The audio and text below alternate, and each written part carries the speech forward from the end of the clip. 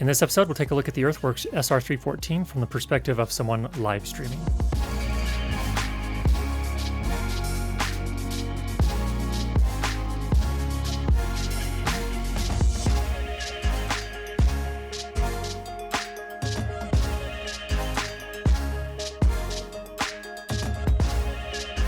A few things before we jump into the test. First of all, this is a premium microphone. Earthworks is a company that makes premium microphones. It's not a cheap microphone. $699 US at the time of the review here. Secondly, this is really coming from my perspective as a live streamer, not from the perspective of a musician. So I don't want to waste your time if you are a musician and you're thinking about using this for vocals or for recording instruments. There are lots of other good reviews out there, and I don't want to waste your time, so you're dismissed. This entire episode is recorded with the Earthworks SR314, in this case into my Universal Audio Apollo X6, and then that's fed into my camera, which is what's recording all of this. I haven't done any other processing except to loudness normalize it to minus 23 LUFS.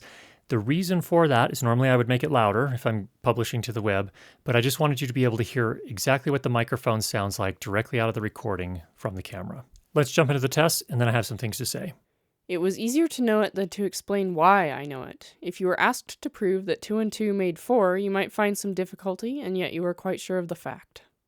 It was easier to know it than to explain why I know it. If you were asked to prove that 2 and 2 made 4, you might find some difficulty, and yet you were quite sure of the fact.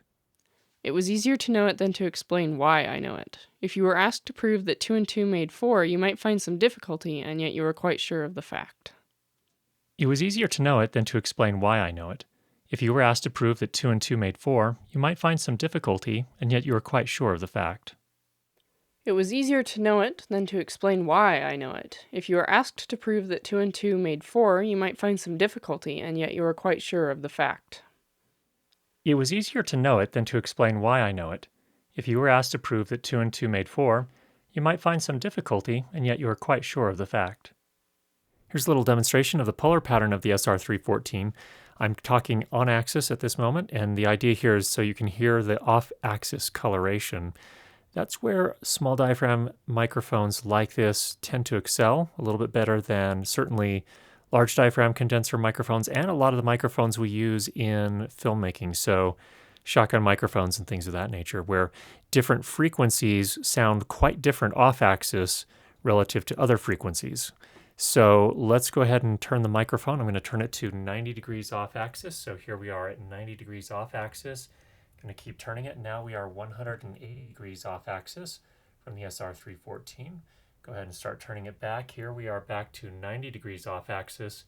And now we're keep turning, and we are back on axis to the SR314. Give you a sense for, again, the off-axis coloration and its polar pattern. Here's a demonstration of potential plosives here on the Earthworks. Peter Piper picked a peck of pickled peppers. Peter Piper picked a peck of pickled peppers. Let's put a little distance between me and the microphone here. We're about 5 inches from the front grill. Peter Piper picked a peck of pickled peppers. Peter Piper picked a peck of pickled peppers. Now, of course, if we talk past the mic just a little bit, something more like this. Peter Piper picked a peck of pickled peppers. Peter Piper picked a peck of pickled peppers.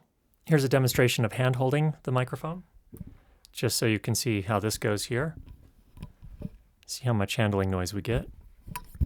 I'm using a Mogami Gold cable here with Neutrik Gold connectors. And this is what we're doing here. So let me just pull the gain down a little bit here. What some live performers do is basically eat the mic. They put their hand up on like this and get the mic right up close. So here's an interesting thing here. This microphone is really made so that you don't get a lot of proximity effect. So you can hold it a little distance from your mouth and not lose a lot of the bass. So this is a little demonstration of that. Next up, we'll do a little practical noise floor test. The idea here is to measure in a very practical way any sort of contributions of self-noise from the microphone, from, of course, the preamplifier as well, but also how much dynamic range the microphone has. So I'm recording now, and we're peaking somewhere around minus 12 to minus 9. I'll normalize this in post to minus 23 LUFS, stereo, or dual mono technically, and then I'll leave this silent section here, and we can measure that to see where the noise floor sits.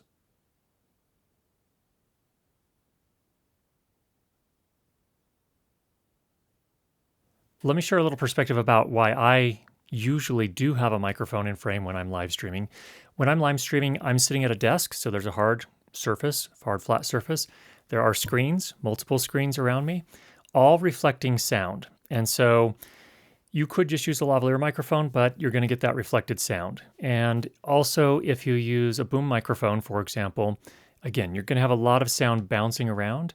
And if you're not up close on the microphone, you're going to hear some of that. So if that's good enough for what you're doing and you like to do it that way, I'm not trying to criticize that.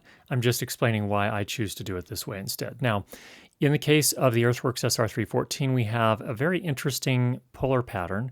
It is cardioid, and so it works pretty nicely in this case if I position it correctly. So for example, here I've got the null of the microphone facing this way, which is down toward the desk and the main screen over here. So that's going to help prevent some of those reflections from coming back in and creating any sort of phase interference. Another thing that's interesting about this microphone is that while its polar pattern is good at rejecting things coming from the back, it is somewhat forgiving on the front. So I can move over this way a little bit, and I can move over this way a little bit, and it'll still pick me up. And in fact, because it doesn't have a lot of proximity effect, it doesn't get really, really bassy when you get up close on it, but you can also move away and not lose a ton of the bass. It doesn't start to sound very, very different as you move away. So it's a pretty nice, it gives you a kind of a nice working distance here. For example, I'm about 5-6 inches from it. And it's just a comfortable position, especially if you're doing live streams where you have to move around. A lot of times I'm doing product demonstrations where I'm showing something from another camera over here. I'm doing the live switching. I've got a keynote presentation that I'm switching over here.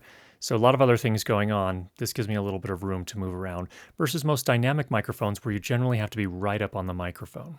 Now, just a few more specs about the microphone itself. So it does have a Class A microphone amplifier.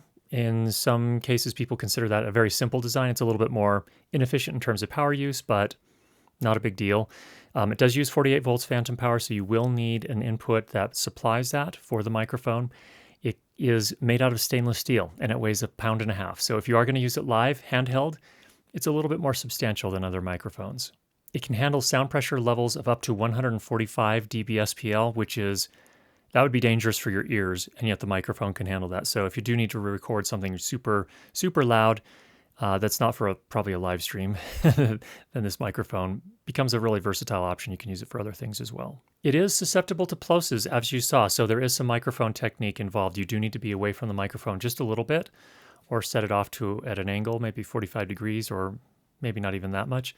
But you do have to be careful so you don't get those plosives when you say P's and B's, so it doesn't pop the microphone and create that distortion. Handling noise was pretty much in line with most of the handheld microphones I've used. It wasn't any worse, wasn't substantially better, does a decent job. In terms of voicing or how it sounds, I'll let you be the judge. From my perspective, it sounds very true to my voice. This is actually one of the microphones I can think of that sounds very true to my voice. A lot of other microphones emphasize and de-emphasize certain parts. This one, for better or worse, captures what my voice actually sounds like. So what that means in practical terms is you're probably hearing a fair bit of sibilance. Some people like to have that crispness. From my perspective, it could use a little bit of de-essing, and so oftentimes in a live stream, I probably would apply a little bit of EQ or a de-essing plugin so that I can help manage that a little bit. So obviously this microphone is a little bit of a looker. It's stainless steel, really eye-catching, but you don't have to get the silver version. They also have a black version, also made out of the same material. So it's super durable, and I think for live streaming, it's a pretty good fit for my particular use case. Hope that was helpful for you. If you have any questions, go ahead and leave those down below. And if you've not already subscribed, make sure you do that. And we'll be sure to get you more great videos on how to improve your lighting and sound for video. Talk to you soon.